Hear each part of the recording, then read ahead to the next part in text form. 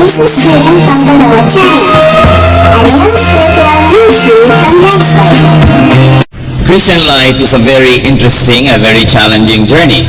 Tulad po sa sinabi sa 2 Corinthians 3:18, and we are being transformed into His likeness with ever-increasing glory which comes from the Lord.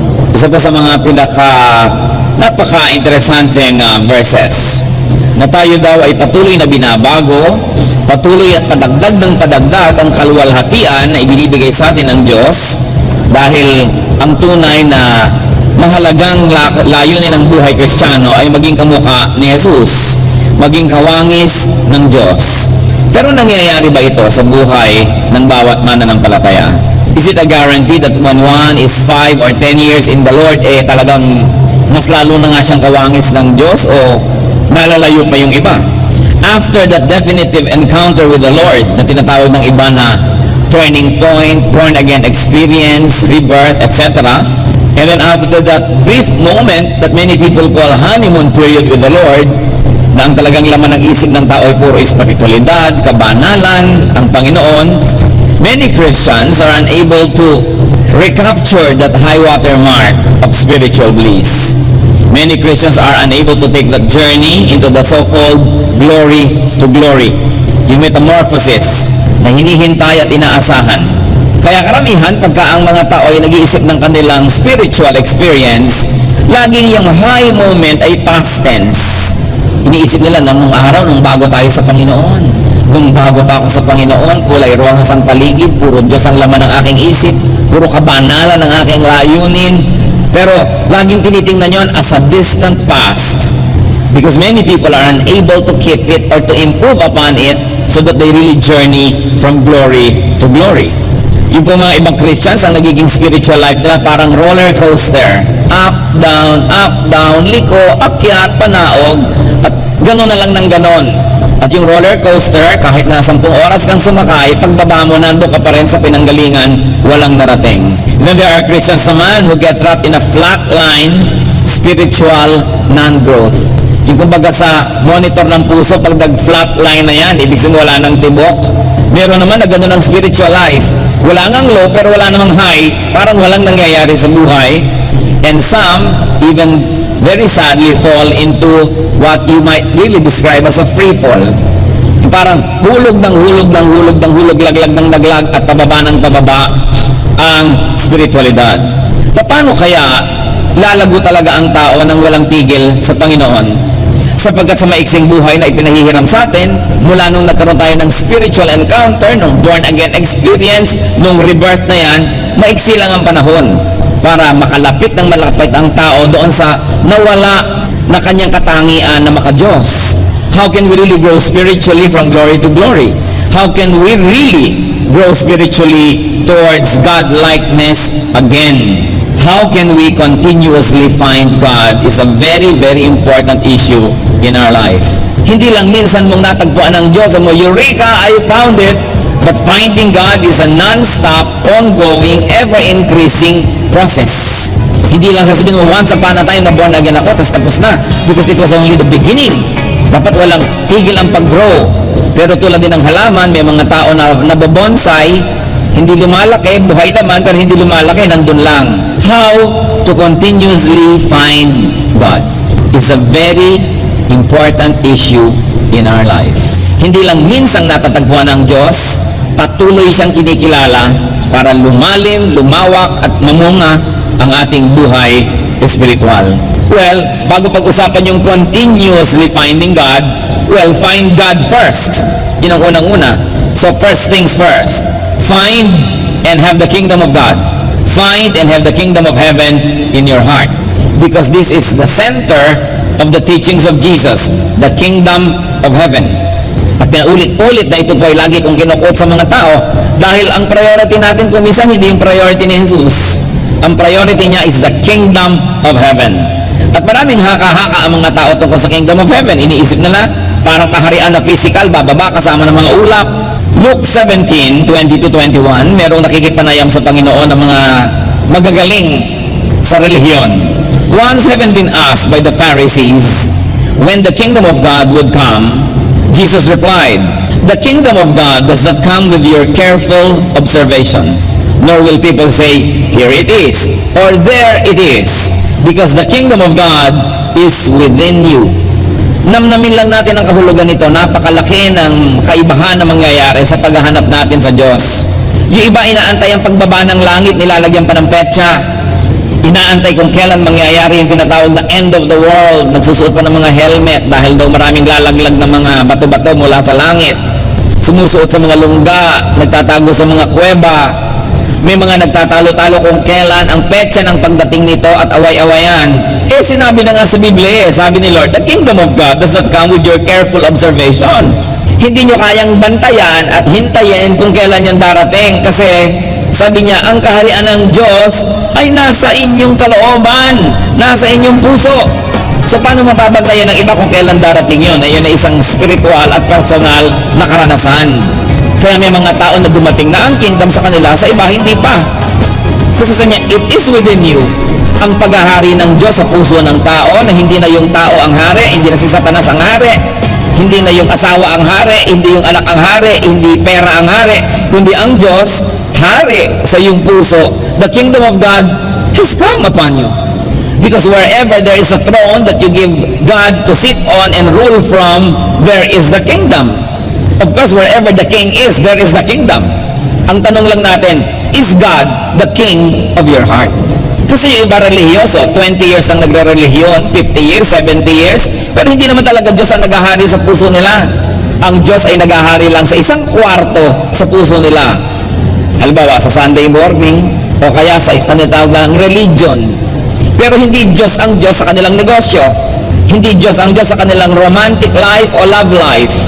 Hindi Diyos ang Diyos sa kanilang pamamaraan ng pakikitungo sa kapwa.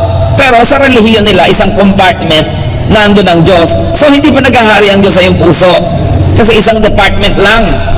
Kaya yung iba nagtataka, ang tagal-tagal ko na sa relihiyon, bakit wala naman ako nararanasan, walang nangyayari sa buhay ko? Kasi inaantay niyang kumidlat, kumulog, umuga ang lupa, kumalembang lahat ang kampana, bumaba ang mga tala. Yun ang ibig nila sabihin ng spiritual experience. When you let God rule in your heart, the kingdom is within you. And then what will happen to your vocabulary? It will change. What will happen to your outlook in life, to your value system, to your behavior and etiquette? It will change. What will happen to the way you do business and you move professionally? It will change. Then you say, wow, the kingdom has come. Para hindi ko na kailangang abangan yung darating pa sa mga ulap dahil sa puso ko pa lang nandun na yung langit. Totoo na. So kumakain ako kahit na hindi masyadong mahal ang kinakain ko, may gana ako kasi ang Espiritu ng Diyos ay buhay sa akin. Malusog man ako o may sakit, nagtitiwala ako sa Diyos dahil alam kong mabuhay at mamatay, kasama ko siya. So hindi ako masyadong concerned. Hindi ako takot sa kamatayan dahil alam kong sa kabila nitong buhay na ito, nandun pa rin ang Diyos. Yun ang paghahari ng Panginoon sa ating buhay na kailangang mangyari, hindi lang magkaroon tayo ng relihiyon. Sa katunayan nga, kung minsan yung relihiyon pa ang sagabal, kasi yung mga hatred ng religion mo, hatred mo rin. Yung kalaban ng religious group mo, kalaban mo rin. Nasaan ang paghahari ng Diyos sa iyong buhay? That's why people must be able to transcend religion and religiosity, to let God rule in their hearts, and therefore have the kingdom of God in their hearts. So the first thing you do is to be born again as Jesus prescribed. John 3:3, in reply, Jesus declared, "I tell you the truth, no one can see the kingdom of God unless he is born again." Sobra naman kasing kinadali ng iba yung born again. A, accept that you're a sinner. B, believe in Jesus. C, confess Christ. Pumikit ka, tabagin mo si Kristo, itaas mo ang iyong kamay, at voila, born again ka na. Hindi naman ganun kasimple yun. Kailangan na iintindihan, dinidibdib yung gumagawa para magkaroon ng tunay na kahulugan. Kasi to be born again is not just an instant thing. Ibig sabihin, ipinanganak kang muli, parang bagong tao ka. So bago na naman, kung dating alam mo ABC, ngayong bago ipinanganak ka na, pinag-aaralan mo na mga letra ng mga Chinese. Iba na naman ang letra mo, ang mga wika mo, iba naman, Pangasinense naman ang salita mo, o kaya iba naman ang kulay ng iyong balat, kasi born again ka, iba ka na hindi na yung dati. So maraming naiiba dapat sa buhay ng tao pag tinawag na born again. Ngayon, kung yung kasungitan mo, kasungitan mo pa rin ngayon, tapos born again ka, parang hindi yan totoo. Kailangan na isang tunay na pagbabago ng kalooban ng puso. At ito'y proseso, hindi nangyayari sa isang minuto, hindi nangyayari sa isang linggo, hindi nangyayari sa isang buwan lamang. Proseso. Dahil progressively, we must allow God to rule in our hearts. Dahan-dahan, unti-unti. So it is an ever-increasing work. Kaya sabi, we are changed from glory to glory.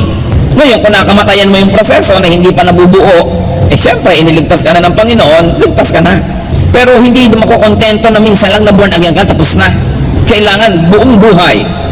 Because the kingdom of heaven was Jesus' most prominent concern, we should be concerned about it, and we should be able to operationalize in our lives what it means and how it could be practical.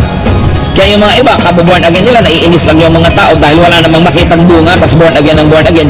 Nasisira tuloy yung pangalan ng born again, nagiging mislabeling, at kuminsan, panglibak na sa iba na gamitin yung term na yon dahil yung nagdadala ng word na yon ay hindi karapat-dapat.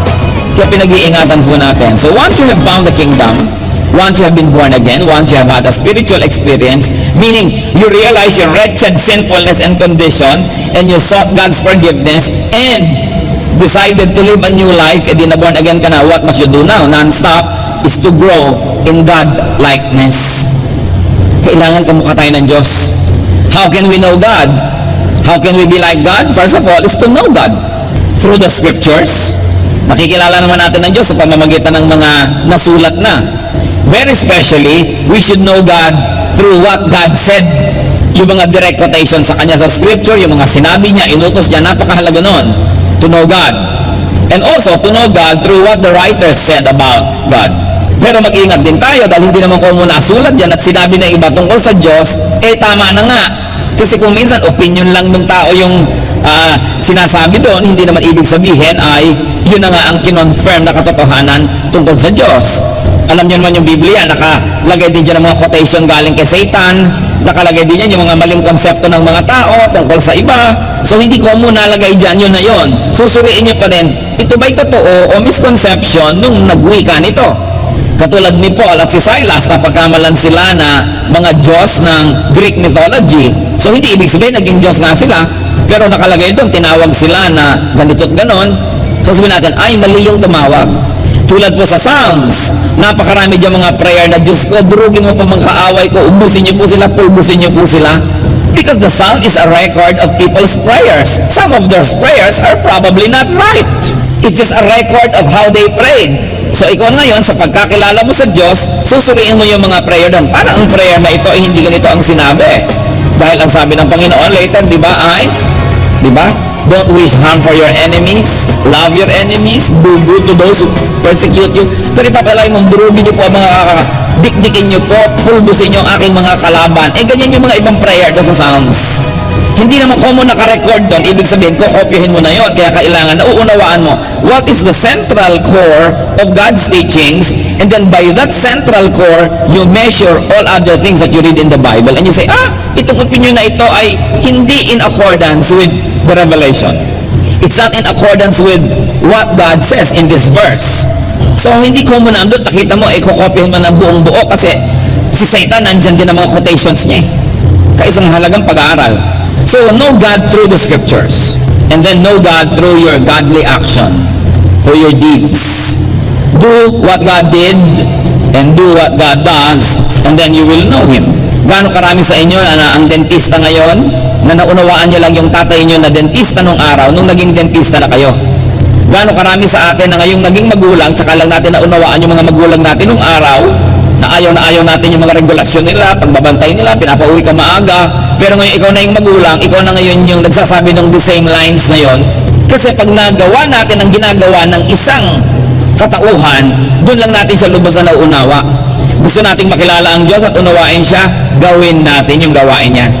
Kaya nga gusto niyo maunawa ang isang pastor, magpastor kayo.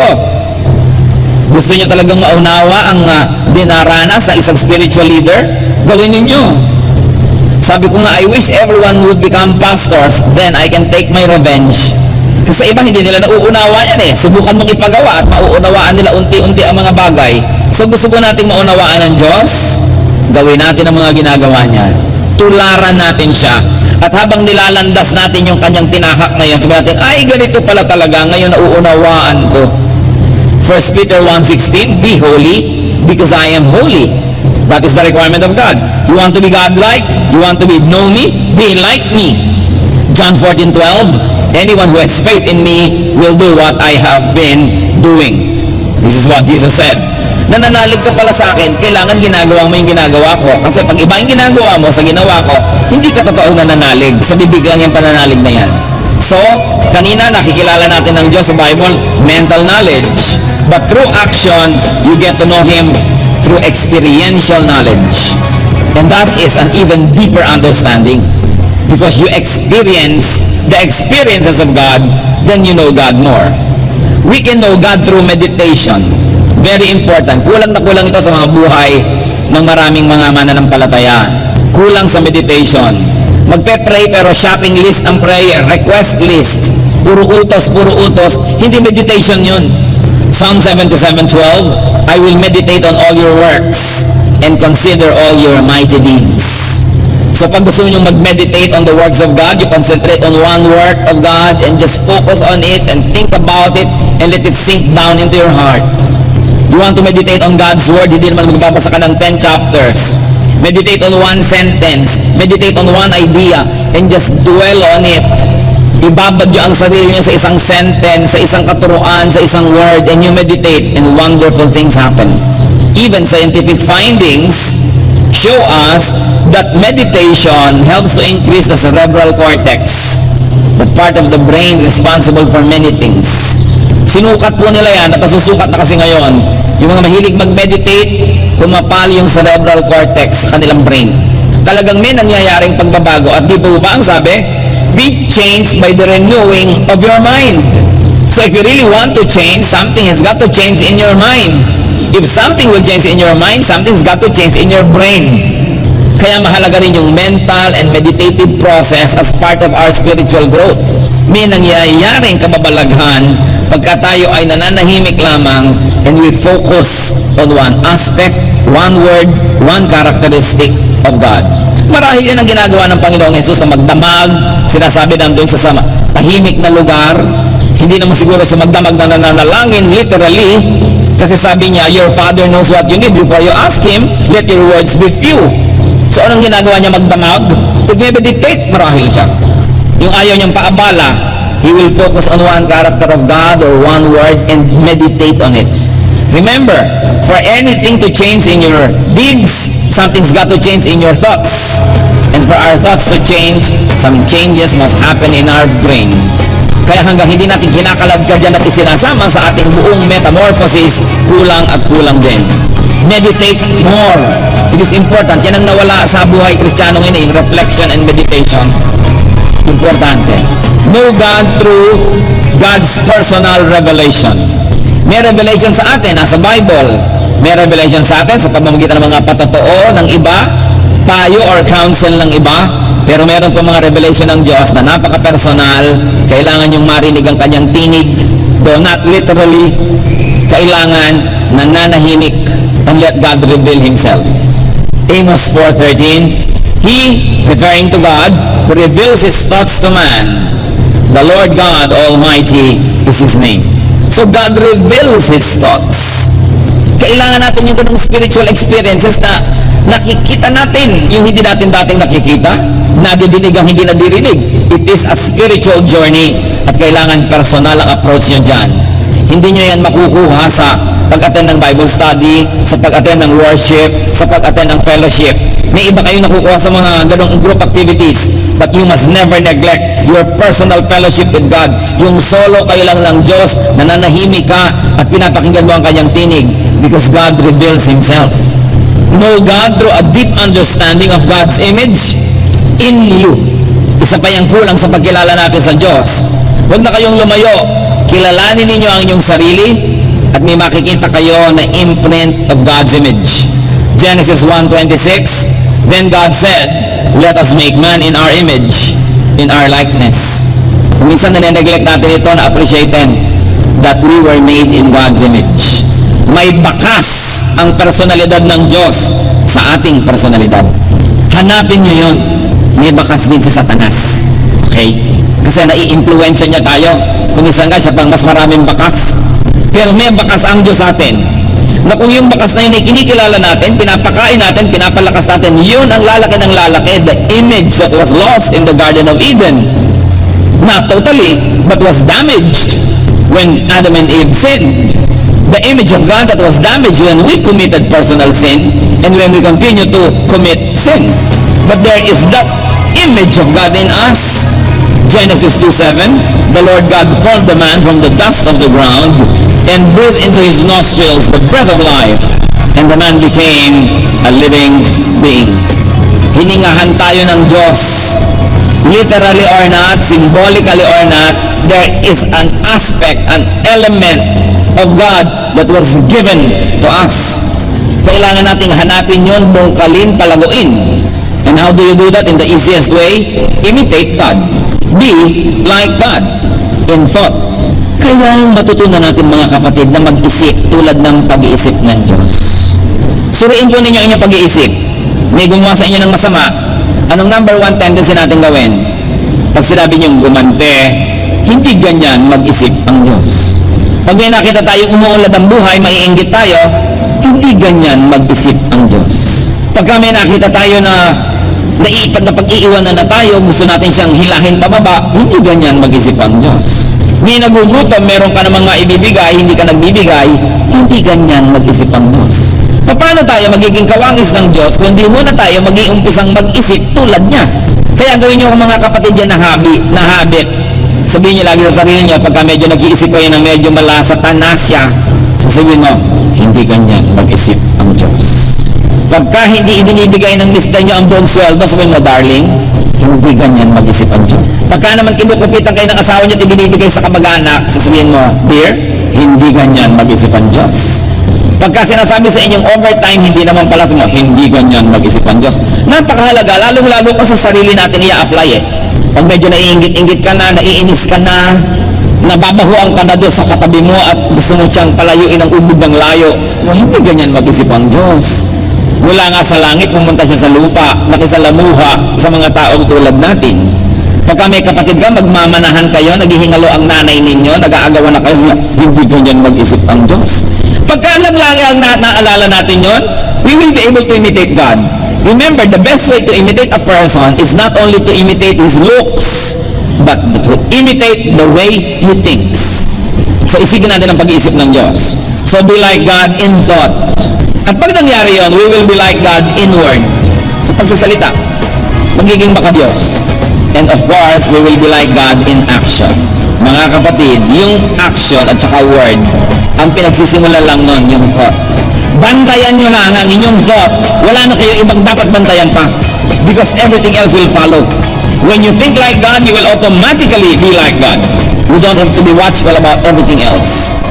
John 14:12, I tell you the truth, anyone who has faith in me will do what I have been doing. This is Jesus speaking. He will do even greater things than this. Sabi niya, naniwala kayo sa akin, gagawin niya lahat ang ginawa ko. Sa katunayan, mas marami pa kayong gagawin. Mahihigitan niyo pa ako. Kasi sandali lang ako may ginawa, kayo matagal. Sabi ni Lord, naniniwala kayo sa akin? Higitan niyo ang mga ginawa ko. No, hindi niyo huwag naman higitan niyo yung pagpapatako sa krus. Kanya lang yon.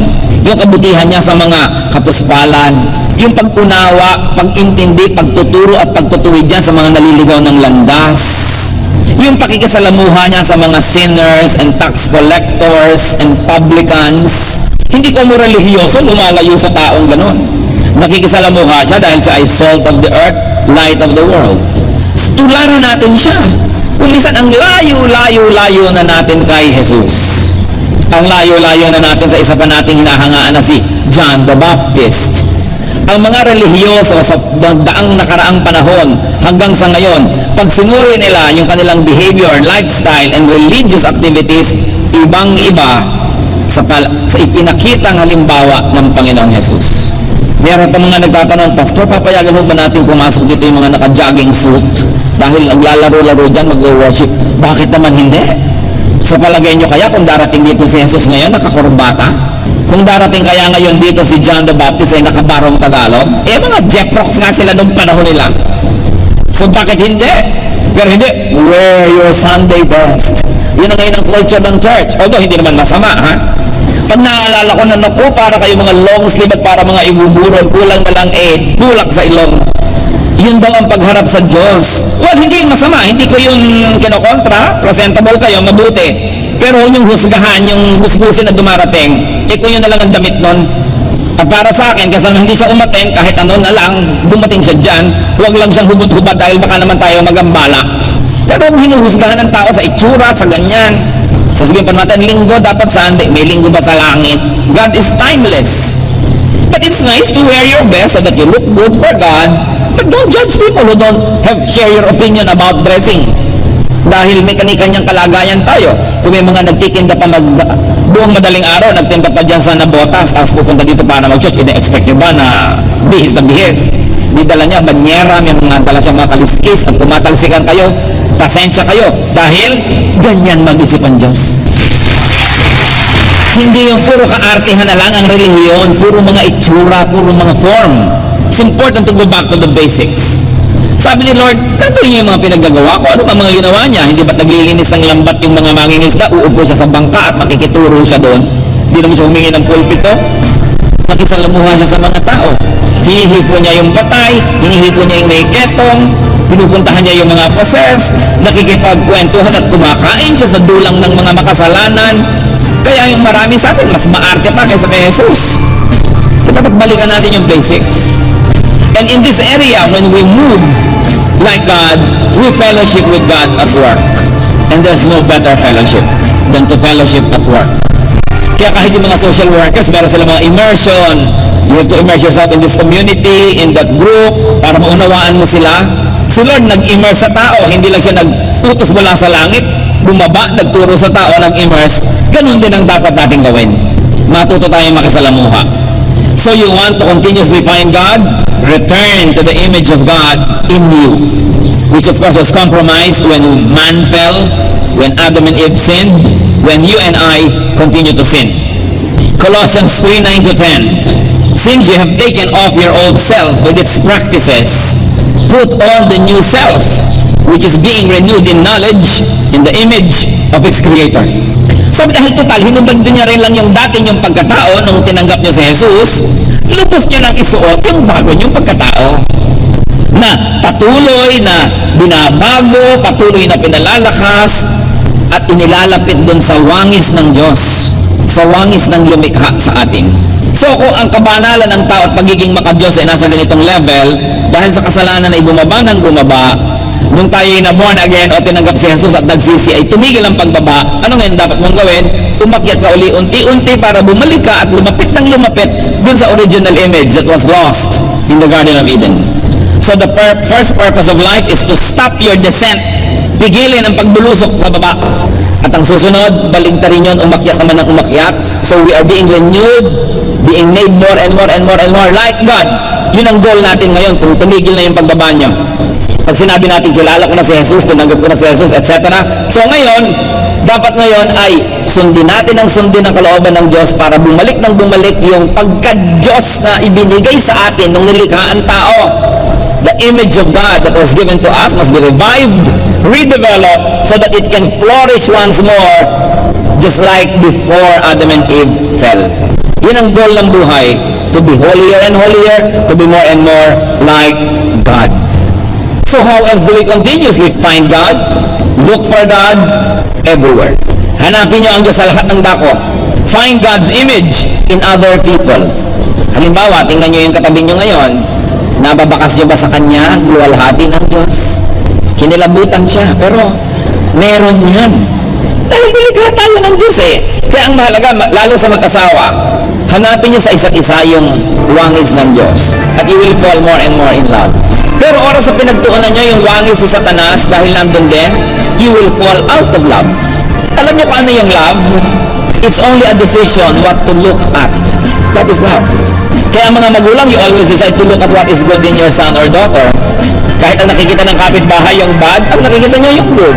Kasi you decide to look at it. So, ang pakikitungo natin sa kapwa, kung saan yung bad yan, hindi lang siguro siya bad. Siguro, you are looking for what is bad. That's what you see. Because if you also look for what is good, you will also find something good. Because even being bad is difficult to perfect. We are not perfect, so nobody can be perfectly bad. meron pa rin yung good.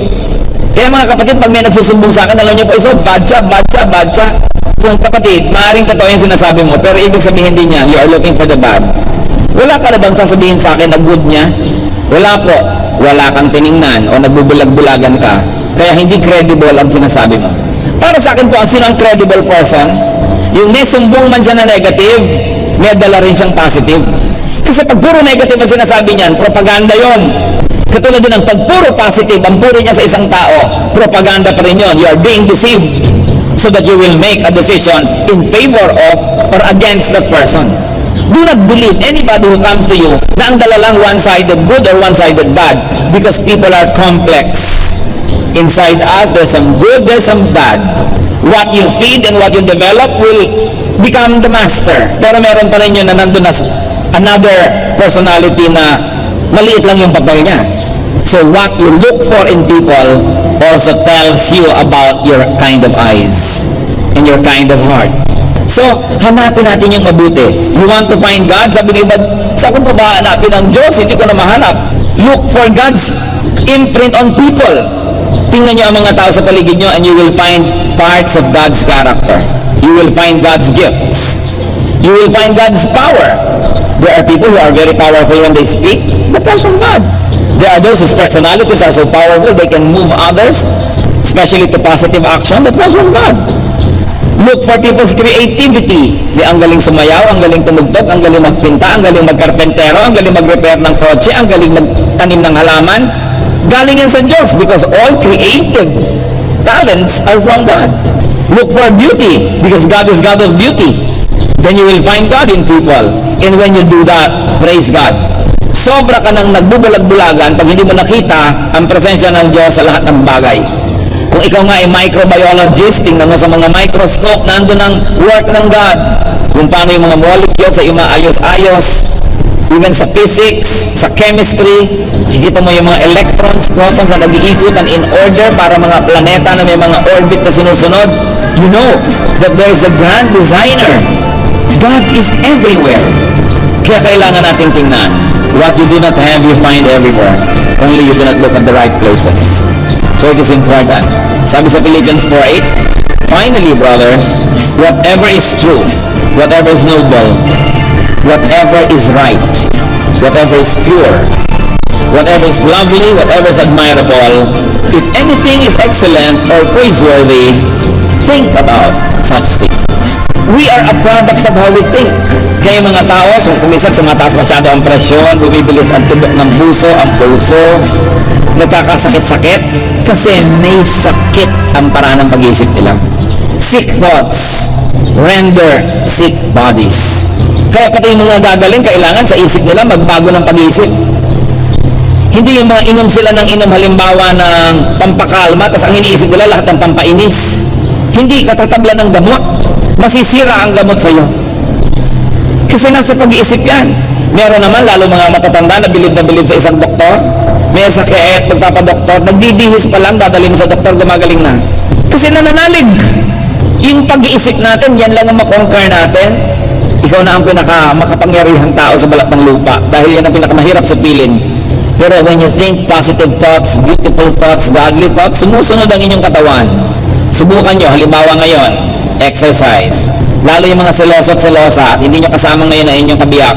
Isipin nyo yung may nakakandong sa kanya ngayon iba. Sige, isipin nyo. Hindi ba nag-iinit ang tenga nyo na? Kumukulo na ang dugo nyo. Iniisip nyo pala yun, hindi pa yung totoo. Pero pag totoo na sa inyong isip, kasunod na yung inyong katawan. Kaya yung pag-iisip yan ang kinokontrol. Be transformed by the renewing of your mind. Pero, kaya yung mga iba, subukan yung pumikit. Mag-isip kayo ng napakagandang tanawin, mga lunti ang bundok, mga ibong umuhuni, mga batis na sumasayaw sa paligid ng mga bato. Di ba napapangiti kayo at nare-relax? Word pa lang yung naririnig nyo sa akin, ha? Hindi ba nakikita yung totoong bato? This is the power of words. Kaya pag may narinig kayong salita na sinabi sa inyo, lalo yung minura kayo, para kayong makuryente, para kayong tinamaan ng kidlat, may talab. Word lang yun, sound waves. That's why we should control the words. We should control the thoughts. This is where the battle happens in our mind. Pag natalo ka na sa isip, talo na, kasunod na lahat yan. Dahil ang katawan, sumusunod lang yan sa isip. So So sabi, our battle is not against powers, but against principalities in the air, against the unseen forces, which lay claim to our thoughts. That's why it is important to control, to discipline the way we think. At sabi, ano daw ang isipin? Whatever is true, noble, right, pure, lovely, admirable, excellent, praiseworthy, think about such things. And may I say, apply this when you think about your husband or wife, about your mother or father, about your son or daughter, about your daughter-in-law, about people at the office, people in your school. Think about these things. Kailangan nating palitan ng pag-iisip tungkol sa tao, because our thoughts have mysterious ways of becoming real. And very importantly, in our search for God, find God's image in creation. It's a challenge and a wonderful journey of discovery. Find God in nature. Hindi naman ibig sabihin yung dahon dasambahin mo dahil nandun ang Diyos. Tingnan niyo yung gawa ng Diyos dun sa dahon. Makikita niyo na may gumawa niyan. Find God in natural phenomena, in the heavenly bodies. Find God in cells and molecules.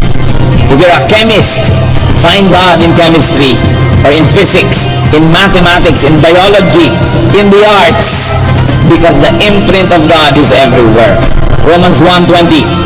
For since the creation of the world, God's invisible qualities, His eternal power and divine nature, have been clearly seen, being understood from what has been made, so that men are without excuse.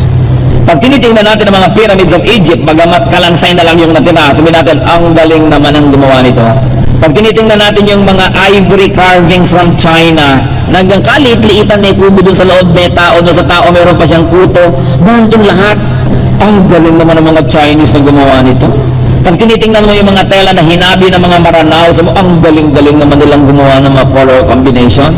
Paano mo makikilala ang lumikha? Tingnan mo yung nilikha. Paano mo makikilala ang isang musician? Tingnan mo yung nilikhang musika. Paano mo makikilala ang isang speaker? Tingnan mo kung ano pa, paano siya magsalita at anong ginawa niya sa kanyang material. Paano mo makikilala ang isang arkitekto? Tingnan mo yung ginawa. Paano nyo makikilala ang Diyos? Hindi kayo kailangan lumayo. Tingnan nyo ang lahat ng ginawa niya. That's why we must have respect for the environment, respect for the cleanliness of our planet, dahil Diyos ang gumawa niyan. At pag sinira natin yan, tayo rin ang mawawalan. How else will you find God? Kasi remember, our topic is continuously finding God. Kasi pag may God dito, may God doon, may nakikita mo lahat, you cannot help but be godly. Plant godliness in people's hearts. Sabi nila, kung ano po ang inyong tinatanim, siya ang inyong inaani. Gusto niyo mapaligiran kayo ng godly words? Magtanim kayo ng godly words sa inyong mga kasama. Gusto niyo maligid kayo ng mga Kristiyano?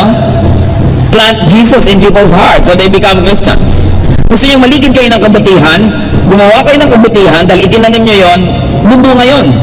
2 Timothy 4:2, preach the word. Be prepared in season and out of season. Correct, rebuke, and encourage with great patience and careful instruction. Bakit po ang mga Kastila, pag nagpupunta sa Pilipinas, at sa katunayan ay patuloy silang nagbibigay ng mga grants para i-preserve ang Intramuros, i-preserve ang mga lumang mga simbahan, ang mga fortresses, ang mga lighthouses. Bakit? Ba't ang mga Kastila ngayon, kahit saan pumunta sa Pilipinas, makikita nila yung mga simbahan, yung imprint ng kanilang relihiyon? Bakit? Kasi nagtanim sila dito ng daang taon. Daang taon sila nagtanim. Kaya kahit saan ka tumingin ngayon, ang center, focal point ng ating mga plaza, mga simbahan Katoliko. Sa ating architecture, mga bahay na bato, yung mga ginawa ng period na yun, kasi ang dami nilang itinanim eh. Bakit kahit saan kanila ngayon pumunta, nag-i-English sa mga Pilipino? Kasi itinanim ng mga Amerikano yung wika nila sa lahat ng elementary schools sa buong Pilipinas.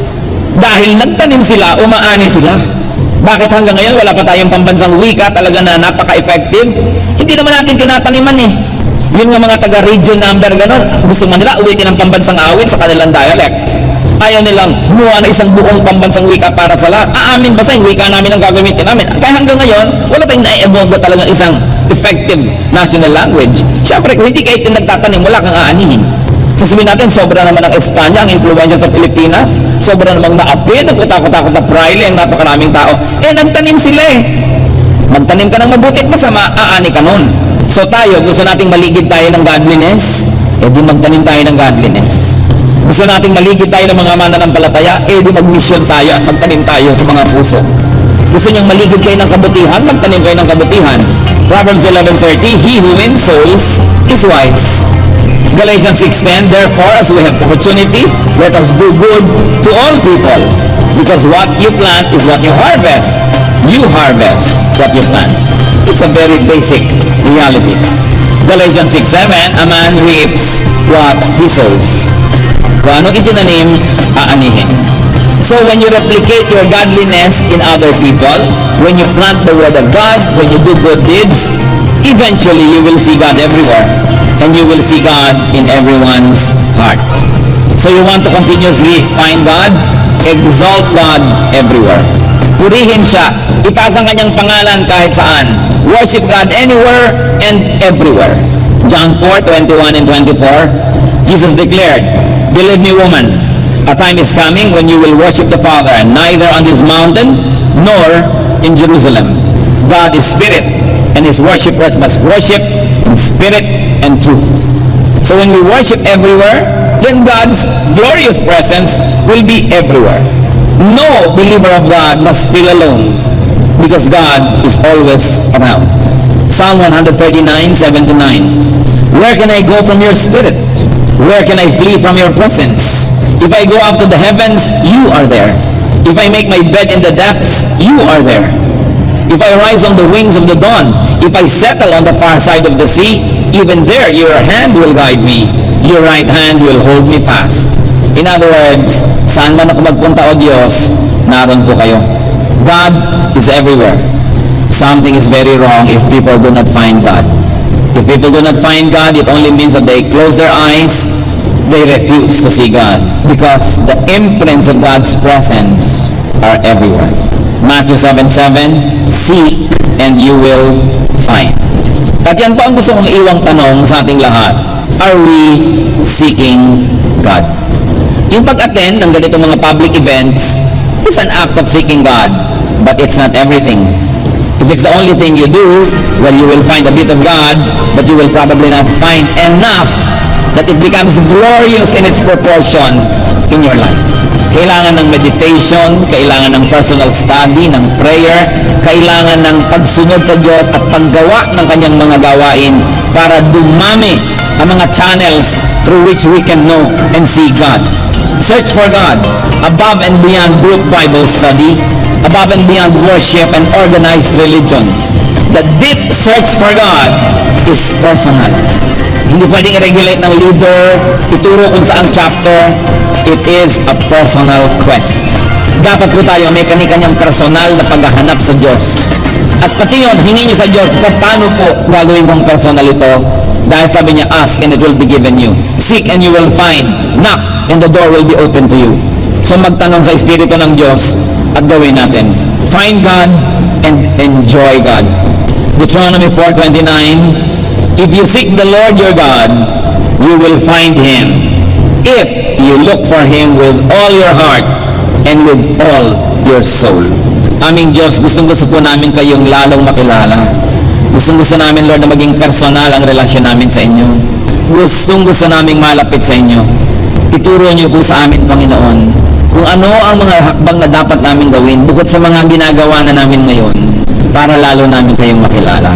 Sa amin, Panginoon, na mga kapatiran na hindi malaman kung paano ito gagawin, kakabaganin niyo, ituro niyo sa paraang mauunawa namin at magagawa kung paano kami malalapit sa inyo. More than religion or religious activity, we like a personal relationship with you, O God. Yung relasyon na meron sa Adan at si Eva nung paman. Yung relasyon nila Noah sa iyo bago pa man nagkaroon ng templo o organized sa relihiyon. Yung pag-worship sa iyo, Panginoon, at pag-aalay maging ni Job na ginagawa niya mag-isa. Bago pa nag-develop ang temple and temple worship, bago pa naging elaborate ang religion, gusto namin kayong makilala sa ganun ding paraan. Bagamat ipinasasalamat namin ang aming kapatiran, ang aming fellowship, and we're thankful for what we can do together. Teach us, O God, to have very personal dealings with you, and may you also deal with us in a very personal way. Reveal yourself to us. Mga kapatid, sa ilang saglit ng katahimikan, manalangin tayo. Hilingin niyo sa Diyos na magpakilala po sa inyo. Hilingin niyo sa Diyos na magbukas pa ng mga mata na nakasara hanggang ngayon. Hilingin niyo sa Diyos kung ano man ang dapat gawin upang mapaayon tayo sa kanyang kalooban, madinig natin ang kanyang tinig, ay ipagkaloob niya sa atin. In silence, seek God. And there is no doubt He will answer because He likes to be found. He likes to be known. He likes to be close to us. Be with the Lord and ask Him to reveal Himself to you.